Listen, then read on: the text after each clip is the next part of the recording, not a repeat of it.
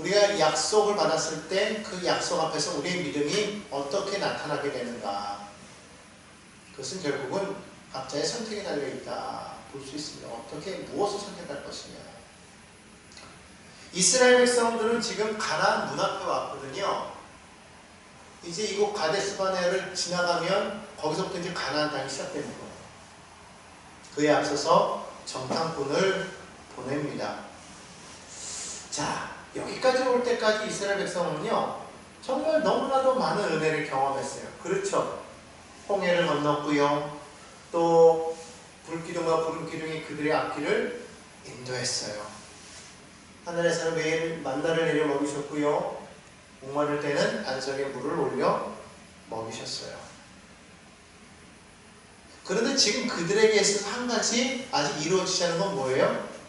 아직 약속의 땅을 들어가지 못했다라는 거예요. 아직 그 입구에 지금 서 있어요. 약속을 받았으나 아직 약속의 땅에 들어간 적이 없어요. 아직 이루어지지 않았다는 것이죠.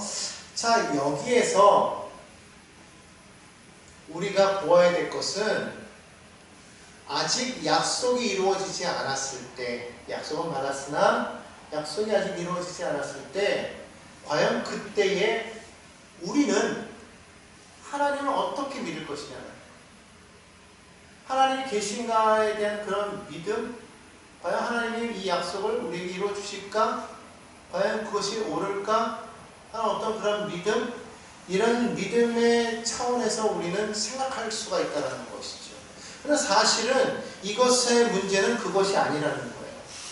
하나님께서 약속을 주셨을 때 우리가 그 약속을 어떻게 해석하고 받아들이느냐를 오늘 성경은 우리에게 질문하고 있는 거예요. 무슨 말이냐면 지금 12명의 정탐꾼이 가나안 땅을 40일 동안 정탐하고 돌아왔습니다. 같은 걸 보았어요. 같은 땅을 보았고요.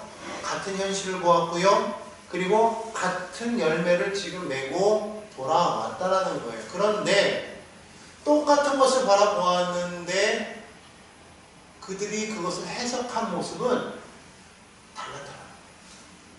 완전히 딱 나누어졌어요. 어느 말을 따르느냐에 따라서 그 공동체의 운명이 달라지는 것을 우리가 볼 수가 있더라는 것이죠. 자, 그럼 우리가 첫 번째로 한번 살펴볼 것은요, 이 증거가 분명했다는 거예요. 하나님께서 우리에게 은혜를 주셨어요. 약속의 말씀을 주셨어요. 그리고 은혜를 베풀어 주셨습니다. 그 모든 증거가 확실했다는 것을 이들은 분명히 보았다는 거예요. 정탐하고 와서 보니까 알 수 있죠. 가나안 땅에 가봤더니요, 그 땅이 정말로 젖과 꿀이 흐르는 땅이었다는 거예요. 27절 말씀 한번 볼까요? 한번 같이 한번 읽어볼까요? 시작. 과연 그 땅에 젖과 꿀이 흐르는데 이것은 그 땅의 과일이니라. 이것은 그 땅의 과일이니라. 이게 어느 정도였냐면요, 23절을 한번 성경을 한번 펴보십시오. 23절을 보면요, 또 에스골 골짜기에 이르러 거기서 포도송이가 달린 가지를 베어 둘이 막대기에 꿰어매고, 그렇게 말하고 있습니다. 포도송이가 지금 이렇게 가지에 달려 있는데요, 얼마나 그것이 풍성했던지 이걸 둘이서 장정이 냈다는 거예요. 포도송이가 달린 그 가지를. 해석의 차이는 있겠지만 어쨌든 중요한 건 뭐냐면 그 땅이 정말 젖과 꿀이 흐르는 땅이더라 라는 것을 지금 보여주고 있다는 것이죠. 똑같은 걸 보았어요. 다들 지금 이야기하는 게 뭐예요? 정말 그 땅은 하나님이 약속하신 그대로였다는 거예요. 와, 여러분 이거를 우리가 분명히 아셔야 돼요. 하나님은요, 우리에게 약속하실 때 말로만 약속하시지 않는다는 거예요. 증거를 확실하게 보여주셨다는 거예요. 열매를 딱 그들이 손에 쥐어줬으니 의심할 여지가 있어요, 없어요? 없다라는 거예요. 그러니까 여러분 지금 이들은 은혜를 받았어요, 안 받았어요? 은혜를 받은 거예요. 은혜가 부족해요? 절대로 부족한 게 아니에요. 지난 한 해를 여러분 살아오면서 우리 느꼈잖아요. 은혜가 부족했습니까? 아니죠. 이들에게 부족했던 건 무엇이냐면 그 은혜를 해석하는 능력이 부족했다. 오늘날 하나님께서는 우리에게도 말씀으로 약속해 주셨습니다. 그리고 삶에 많은 은혜를 더하여 주셨어요. 그리고 수많은 증거를 아마 각자들이 다 경험했을 거예요. 그러고 다 받았단 말입니다. 그런데 이것을 은혜로 보고 믿음으로 반응하지 않았기 때문에 그 은혜가 삶을 바꾸지 못했다는 거예요.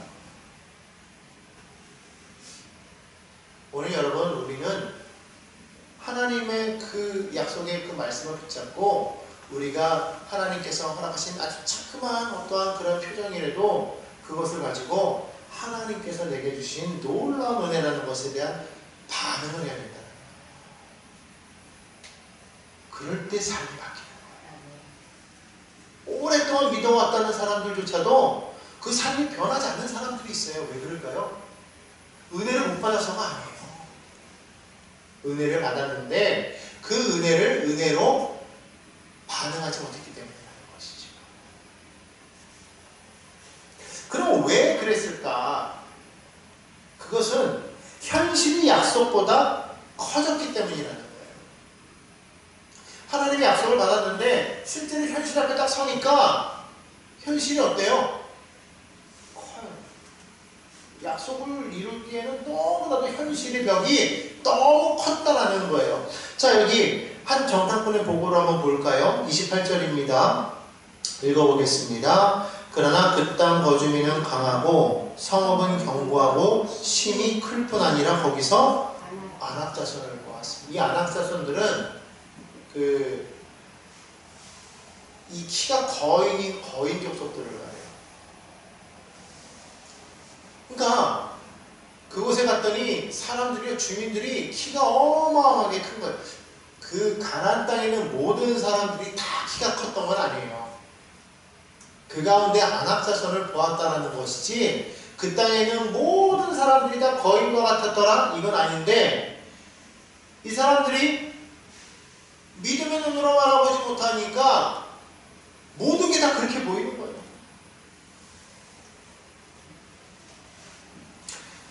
그렇다고 이 사람들의 말이 거짓이냐? 거짓이 아니에요. 아니란 말이에요. 현실적으로 실제로 어려워요. 그들이 성읍을 보았으니까, 성읍이 단단하고 크다는 걸 보았으니까 보았다고 얘기하겠지 없는 말을 지어낸 게 아니거든요. 정말 그 땅으로 들어가려고 하니까 엄청난 장애물이 있는 거는 사실이었다라는 거예요. 근데 중요한 거는 이 사실이 믿음이 되지는 않는다라는 거예요. 여러분, 사실과 진리는 다른 거예요. 있는 그들의 모습에 그 사실이, 그것이 진리는 아니라는 거예요.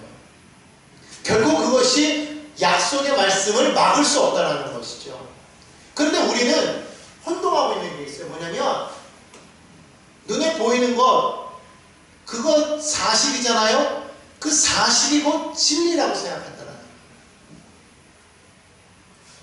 이게 혼동이 되어져 버리니까 현실의 장벽이 너무 커버릴 때 우리 안에 약속이라는 것이 있어도 그것이 믿음으로 다가오지 않는다는 거예요. 절망하게 되더라는 것이죠. 넘어지게 되더라는 거예요. 오늘 믿음은요, 현실을 바라보는 게 아니라 사실을 바라보는 게 아니에요. 우리가 바라봐야 되는 그 믿음의 눈은 뭐냐면은 하나님의 약속을 바라봐야 된다는 거예요. 현실이 하나님의 약속보다 실제로 커 보여도 우리는 그 자체를 바라보면서 나아가서는 안 된다는 거예요. 왜냐하면 그것이 아무리 커도 하나님의 능력은 그보다도 더 크기 때문인 거예요. 근데 우리는 믿음의 눈으로 바라보지 못하고 우리가 보이는 그냥 그대로의 눈으로 바라보니까 하나님의 약속보다 현실이 더 커 보이게 되는 것이죠. 그래서 절망하게 되고 그래서 무너지게 됩니다. 성경은 말하잖아요. 진리를 알지니 진리가 너희를 자유케 하리라. 어떻게 그래요? 진리는 사실이 아니기 때문에. 사실을 바라보면 우리는 넘어질 수밖에 없고 억압될 수밖에 없고 두려워서 우리는 쪼그라들 수밖에 없는데, 그 사실을 바라보지 않고 그 사실을 넘어 진리를 바라보니까 이건 아무것도 아닌 거예요. 자유하게 되더라는 것이죠. 코끼리를 어렸을 때부터 쇠사슬에 묶어가지고요 계속 훈련하다 보면 코끼리가 벗어나려고 하다가 쇠사슬에 걸려가지고 나가질 못하는 거예요. 계속해서 그렇게 몇 번을 시도하다가 안 되면 나중에는 아예 포기를 해버린대요. 그러다가 코끼리가 자라요. 힘이 어마어마한 모습으로 성장했는데도 불구하고 이제는 쇠사슬이 아니라 그냥 밧줄로만 이렇게 걸어 묶었는데도 불구하고 코끼리가 이걸 끊고 벗어날 생각을 안 한다는 거예요. 왜냐하면 자기는 벗어날 수 없다라고 이미 머릿속에 딱 박혀있기 때문이에요. 묶여있는 거 많잖아요. 똑같아요. 사실은. 하지만 진짜는 뭐예요? 진리는 이제는 컸기 때문에 나는 충분히 그것을 끊고 나아갈 수가 있는 거예요. 그럼에도 불구하고 사실에 묶여가지고 진리를 보지 못합니다. 그래서 묶여있으니까 노예가 되는 거죠. 우리도 마찬가지예요. 현실을 바라보지 말라는 거예요. 눈에 보이는 것을 묶이지 말라는 거예요. 약속의 말씀을 바라보라는 거예요. 말씀을 붙잡고 믿음으로 나아가라는 거예요. 예수님께서 밤사경에 제자들에게로 오사 갈릴리 바다를 걸어서 오셨을 때 제자들은 놀래잖아요. 그때 내니 두려워 말라. 주님이 말씀하셨어요. 다 두려워하고 있을 때 베드로가 말하잖아요. 정말 선생님 주님이십니까? 그럼 저더러 오라 하소서. 주님 말씀하시잖아요. 와라. 그때까지 참 좋았어요. 베드로가 믿음으로 걸어갑니다. 무리를 막 걸어가는 거예요. 그런데 갑자기 풍랑이 일고 바람이 휙 불어닥치니까 순간 그가 뭘 바라봤어요? 주님 안 바라보고 바다를 바라보죠. 시커먼 물이 자기 발밑에 있는 거예요. 순간 두려움이 임하더니 그가 어떻게 됐습니까? 물속으로 빠져들어간다. 지금까지 현실을 넘어서 믿음을 가지고 무리를 걸었단 말이에요. 이게 진리였단 말이죠. 근데 현실을 말하자 그 물속으로 빠져들어간다. 근데 주님께서 베드로에게 뭐라고 말씀하셨어요? 믿음이 적은 자여 왜 의심하는가? 오늘 우리에게 주님이 하시는 말씀인 줄로 믿습니다. 이 10명의 정탐꾼에게도 하신 말씀인 줄로 믿습니다. 현실이 그러하다고 너는 현실만 바라보고 나를 바라보지 않느냐? 나는 홍수 위에 자정하는 자다. 너희는 나를 바라봐라. 주님 말씀하실 때 우리는 온전하게 승리하게 될 줄로 믿습니다. 우리는 믿음을 우리가 온전히 가져. 그렇다고 믿음이 현실을 부정하느냐? 그거 아니에요. 현실을 부정한다는 말이 아닙니다. 다만 우리가 믿음이 없다. 다시 말하면 불신앙이라는 건 뭐냐면 그거를 하나님보다 더 크게 보기 때문에 그렇다는 거예요. 그럼 믿음은 뭐예요? 믿음은 하나님을 크게 보는 거예요. 여러분 광야의 신앙은요 무엇을 우리에게 가르쳐 주려고 하냐면 바로 이러한 것을 가르쳐 주려고 한다는 거예요. 언제나 현실과 약속 사이에서 우리가 늘 흔들린다는 것이죠. 그때 우리가 바라봐야 될 것은 하나님의 능력이라는 거예요. 문제가 너무 커 보이다 보니까 하나님의 약속은 작아 보이고 하나님의 능력은 그냥 과거 속의 이야기로만 자꾸 느껴지는 거예요. 옛날에는 그랬을지 몰라도 지금은 아니야 라고 그렇게 말하니까 자꾸 우리의 언어가 달라지는 거예요. 그러니까 하나님께서 말씀하셨습니다 이렇게 고백해야 되는데 오늘 여기 성경을 보니까 뭐라고 말합니까? 30절에 보니까 이렇게 말하고 있어요. 후반절에 보니까요 능히 이기리라 하나 이 말은 무슨 말이에요? 능히 이기리라 그랬더니 그러나 이 말이에요. 그러나 지금 여기 뭐가 들어갔어요? 그러나가 들어갔단 말이에요. 그러나 어떻다라는 거예요? 그러나 할 수 없다 이 말하는 거 아닙니까? 갈렙은 그 땅을 취하자 우리가 능히 이길 것이야 라고 말했는데 10명의 정탐꾼은 그러나 라고 말했다는 거예요. 하나님께서 이렇게 말씀하셨으니까 됩니다 라고 그렇게 고백하고 있는데 한쪽에서는 그러나 현실은 그렇지 않습니다 라고 말하고 있다는 거예요. 현실을 말하니까 마치 이성적인 것 같고 지적인 것 같고 분별력이 뛰어난 것 같지만 사실은 하나님 편에서 봤을 때는 이 사람은 믿음 없는 사람이라는 거죠.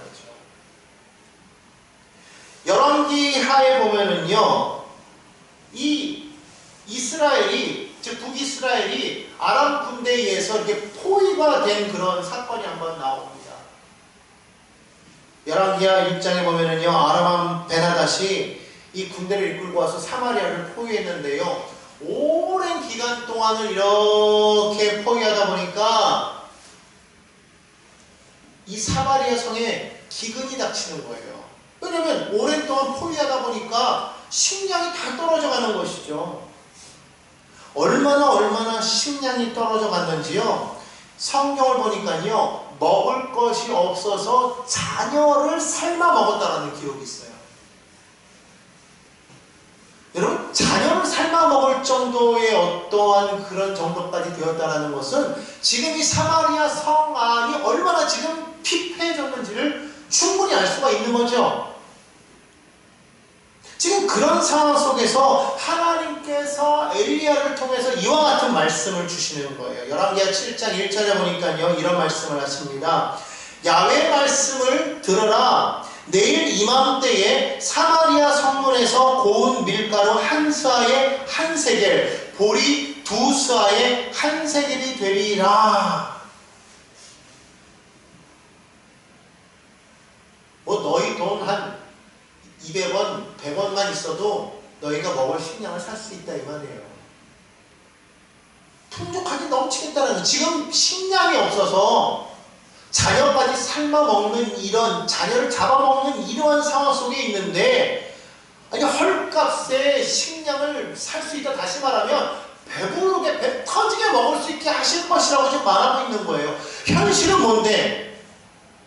현실은 지금 헐먹고 지금 굶주리고 있는데 먹을 것은 눈 씻고 찾아내야 찾아볼 수도 없는데 하나님의 말씀은 어떻다라는 거예요. 내일 이맘때에 아주 그냥 곡식이 넘쳐나다 못해 너희가 배 터지게 먹을 거야. 지금 이렇게 말씀하시는 거예요. 이게 믿어집니까? 하나님의 말씀과 현실 사이에서 여기에서 이제 우리가 고민이 오는 거예요. 자, 이때 현실적인 사람 한 사람이 나타나죠. 그 사람이 누굽니까? 왕의 신하라고 그랬어요. 여기서 말하는 사람은 장관이에요. 오늘 말하면 장관인데 이 사람이 지금 뭐라고 말하냐면 2절에 이렇게 말합니다. 야훼께서 하늘에 창을 내신들 어찌 이런 일이 있으리요. 하나님의 말씀을 받았는데 지금 왕의 신하가 이따위 말을 하고 있어요. 하나님이, 자기가 아는 그 하나님이 하늘에서 창을 내린들 이게 가능하겠느냐. 다시 말하면 하나님이 말씀하셨다고 하나님이 능력이 있어도 이거 못해 이렇게 말하는 거예요. 믿음 없음이죠? 불신앙이죠? 이런 사람이 있을까요? 있다는 거예요. 오늘날 어쩌면 우리 가운데도 있을 수 있다는 거예요. 그게 나일 수도 있다는 거예요. 하나님이 말씀하셨는데 현실을 보니까 도무지 이거는 말씀하고는 맞지가 않는 거예요. 이건 도무지 불가능한 거예요. 어떤 정도로 불가능하냐면 하늘에서 창을 열고 쏟아부어도 불가능하다는 거예요. 이런 생각을 하면은 마치 자기가 뭐한 것 같아요. 똑똑한 사람 같잖아요. 이성적인 것 같잖아요. 제대로 현실을 파악한 사람 같잖아요. 믿음의 사람을 바라보면서 엘리야 보고 뭐라고 그러는 거예요? 현실을 파악하지도 못하고 저 이상에만 빠져있는 놈. 잘못됐다고 지금 얘기하고 있는 거예요. 그럼 우리가 봤을 때는 누가 오는 거예요? 엘리야예요?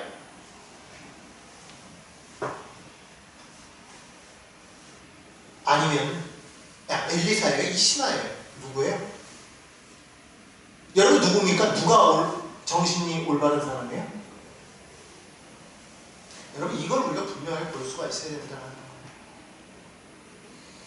정말 논리적이고 이성적인 것 같지만 하나님의 약속의 말씀을 믿지 못하는 사람은 어리석은 사람인 거예요.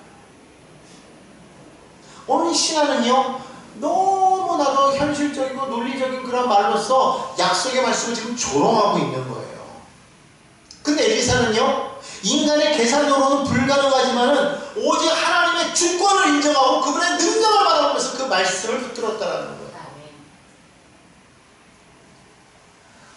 오늘 여러분 이 열왕기하 7장을 여러분 읽어보시면 그 상황은요 더 이상 나빠질 수 없는 그런 현실이에요. 아주 최악의 현실이라는 거죠. 그런데 하나님께서는 그런 가운데에서도 여전히 뭐 하시는 거예요? 말씀하시더라는 거예요.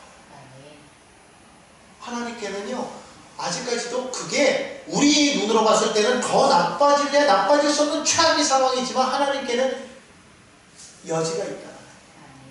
이걸 보여주고 계시다는 것이죠. 결국 어떻게 됩니까? 그 말씀대로 이루어졌더라는 거예요. 오늘 여러분 이 장관과 같은 믿음을 가지고 현실적인 눈으로 바라봤던 사람들이 바로 이 10명의 정탐꾼이었다는 거예요. 이런 사람들은요 현실을 기준으로 삼다 보니까 언제나 하는 말이 뭐예요? 그러나 뭐 이것도 할 수 있고 저것도 할 수 있죠. 그러나 여러분 우리는 우리의 믿음에서 그러나를 빼버리시기 바랍니다. 그러나를 빼버리세요. 하나님이 말씀하십니다. 아멘! 이렇게 나가야지. 하나님이 말씀하셨습니다. 그러나 안 돼요. 결국 그거는요 하나님의 기적을 막아 세우는 자세예요. 오늘 우리는 그것을 내어 던져버려야 될 줄로 믿습니다. 그럼 오늘 우리는 무엇을 바라봐야 되느냐? 바로 이 갈렙의 말을 봐야 돼요. 갈렙의 언어. 그 갈렙의 언어는요 믿음의 어떤 그 결정적인 순간을 보여주고 있어요. 30절 다시 한번 볼까요? 갈렙이 뭐라고 그랬어요? 갈렙이 모세 앞에 백성을 조용하게 하고 이르되 우리가 곧 올라가서 그 땅을 취하자 능히 이기리라. 여러분 갈렙이 현실을 못 본 게 아니죠? 똑같이 현실을 바라보았어요. 근데 그 현실 속에서 10명의 정탐꾼은 그랬기 때문에 그러나로 봤지만 갈렙은 뭐 한 거예요? 그 현실 위에 하나님의 약속을 격하니 얹어버립니다. 그래서 이렇게 말하는 것이죠. 10명의 정탐꾼들이 그들은 강하다 그러면 갈렙이 여기서 말하는 거예요. 맞죠? 하지만 하나님은 더 강해. 이렇게 말합니다. 한번 따라해볼까요? 그들은 강하지만 하나님은 더 강하십니다. 여러분 이 갈렙의 믿음은요 감정이 아니에요. 갈렙의 믿음은 뭐냐면 선택이에요. 선택. 어떤 것을 어떻게 해석했느냐는 선택이에요. 하나님은 더 강하시다라고 지금 해석하고 있는 거예요. 여러분 사도 바울은 어떤 사람이었습니까? 고린도서에 보면 사도 바울은 이 상층천을 경험한 사람이죠. 엄청난 영적인 그런 경험을 한 사람이에요. 성경에 보면 낙원에 갔다 왔다 이렇게 말하잖아요. 그런 사람인데 그가 고린도 교회에 갔을 때 고린도 교회에서 엄청난 핍박을 받았어요. 엄청나게 방해를 받았단 말이에요. 왜 그러냐면 거기에 이제 들어왔던 사람들이 바울의 사도권을 막 흔들기 위해서. 그래서 그곳에 와서 바울에 대해서 뭐라고 말하냐면 바울이요 외모가 그렇게 잘생기지 못했대요. 바울이. 그러니까 자꾸 외모 갖고 놀리는 거예요. 야 저런 사람이 말하는 거 어떻게 믿어? 바울은 여러 가지 능력은 많았지만 이 말은 잘 못했다고 그래요. 그러니까 바울이 글 쓰는 건 참 잘했대요.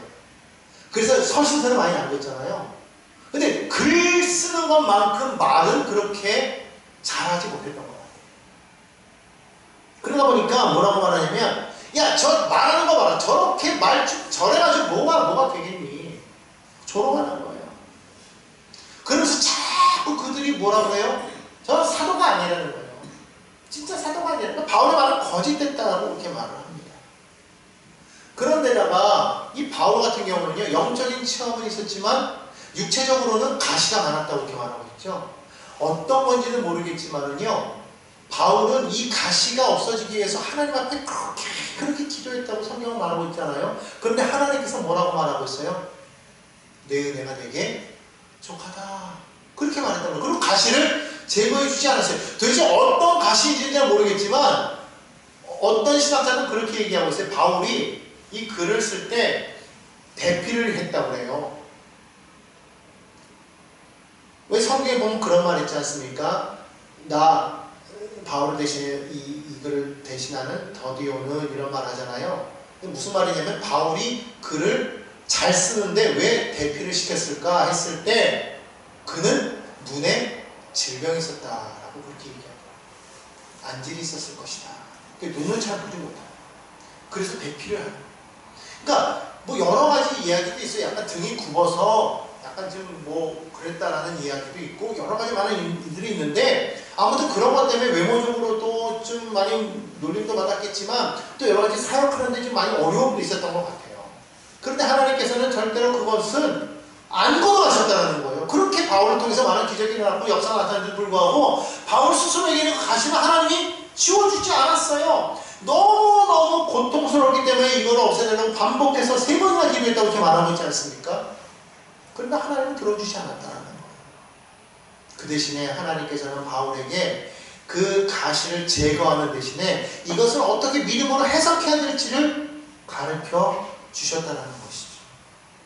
다시 말하면 상황을 바꾸지 않았다. 단지 어떻게 해석할 수 있는지 그것을 바꾸셨다. 기준을 바꾸셨다. 그래서 그 해석을 통해서 자신이 이것을 바라보는 그것이 바뀌게 되니까 그는 여기에 대해서 이렇게 고백을 합니다. 고린도후서 12장 10절에 보니까요. 이는 내가 약한 그때에 강함이다. 난 지금까지 내가 약했기 때문에 나는 이 모든 사역에 어려움이 있고 방해가 되고 문제가 있다고 생각했는데 그게 아니었다라는 거예요. 그때부터 시작해서 바울은요 더 이상 약함을 제거하려고 하지 않았다는 거죠. 약함을 부끄러워하지도 않고 오히려 그것을 통해서 그리스도를 드러내는 그러한 것으로 받아들였다는 것이죠. 여러분 오늘 이것을 우리가 기억해야 됩니다. 그러므로 믿음이란 뭐냐? 믿음은 상황을 바꾸는 힘이 아니에요. 그러면요 믿음은 내가 놓인 이 상황을 어떻게 해석하여서 그 기준을 하나님께 둘 것인가, 이게 믿음이라. 오늘 여러분 앞에 어떠한 일이 놓여 있습니까? 오늘 여러분 그것을 바라보면서 이것을 어떻게 내가 해석해서 나의 이 기준을 하나님께 둘 것인가를 이거를 생각하시기를 간절히 소망합니다. 바로 그 생각, 그 언어 한마디가 우리 교회를 바꾸고 가정을 바꾸고 사회를 바꾸고 개인을 바꾸는 거예요. 믿으십니까? 아멘. 불신앙은요 공동체를 깨트리게 되어 있어요. 10명의 정탐꾼들이 불신앙의 말을 하는 바람에 오히려 그것 때문에 여러분 33절에 보면은요 백성들이 어떠한 말을 하게 됩니까? 14절에 보니까요 백성들이요 완전히 통곡하였다고 그렇게 말하고 있어요. 여러분 우리가 불신앙을 갖는 거는 그 사람 혼자 망하는 거지만 그것을 입술로 불신앙의 말을 하게 되면은요 그것이 결국은 공동체에 그가 속한 곳에 엄청난 파장물 영향력을 미치게 된다는 것을 여러분 기억해야 될 줄로 믿습니다. 이 여기 나온 이 10명의 정탐꾼들은요 그 지파의 리더예요. 아무나가 아닙니다. 앞에 13장 앞에 보면은요 여기 쫙 보면은 16절까지 이 정탐꾼들의 이름이 나와 있어요. 이름이 나와 있고 그들은 각 지파의 지휘관된 자라고 그렇게 성경은 말하고 있어요. 리더란 말이에요. 지휘관이란 말이에요. 이런 사람들이 지금 자기 자신을 가리켜서 뭐라고 말하고 있냐면 하나님의 약속을 받은 자가, 하나님의 상속자가, 하나님의 자녀가 이방민족 안악자손을 바라보면서 스스로를 가리켜 뭐라고 말하느냐? 나는 메뚜기와 같다라고 그렇게 말을 하고 있다는 말입니다. 여러분 이것이 자기 자신의 정체성만 잃어버리게 되는 것이 아니라 이것을 통해서 그가 속한 모든 공동체가 전혀 잃어버리더라는 거예요. 통곡하더라는 거예요. 여러분 결국 그 결과는 어떻게 되었습니까? 가나안 입구에서 그들은 뒤로 돌아 앞으로 가게 되는 거예요. 광야에서 40년을 헤매다가 결국 멸망하게 되는 그러한 원인이 되어버렸다는 것이죠. 여러분 기억하시기 바랍니다. 언어가 중요한 거예요. 아멘. 여러분 한번 우리 가슴에 손을 얹고 한번 이렇게 한번 생각해 보세요. 오늘 나는 어떤 언어를 말하고 있는가? 여러분 오늘 어떤 언어를 말하고 계십니까? 여러분 기억하십시오. 하나님은요 이미 우리에게 약속하셨어요. 아멘.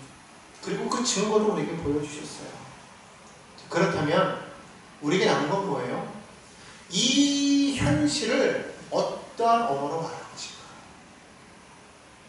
똑같은 현실인데 갈렙처럼 말할 것인가? 아니면 10명의 정탐꾼처럼 말할 것인가? 오늘 이 같은 현실 앞에서 그리고 동일한 문제 앞에서 그리고 동일한 시대를 살아가는 우리는 믿음의 말로 길을 열어가야 될 줄로 믿습니다. 아멘. 불신의 말은요 광야를 연장시키는 거예요. 오늘 여러분이요 오늘 여러분의 삶 속에 가정 속에 사회 속에 그리고 교회 안에서 여러분이 갈렙의 말이 다시 한번 여러분의 귓가에 울리기를 간절히 소망합니다. 뭐예요? 나와있죠? 한번 같이 한번 읽어볼까요? 시작! 우리가 곧 올라가서 그 땅을 취하자 능히 이기리라. 아멘. 믿습니까? 아멘. 여러분 현실은 같지만은요 믿음의 언어는요 전혀 다른 미래를 만드는 거예요. 아멘. 하나님께서는 그 말의 고백을 통해서 우리의 삶을 바꾸시고 약속을 이루실 줄로 믿습니다. 아멘. 그러므로 그 약속을 믿음의 언어로 붙드는 믿음의 성도님들 다 되시기를 주님의 이름으로 축원합니다.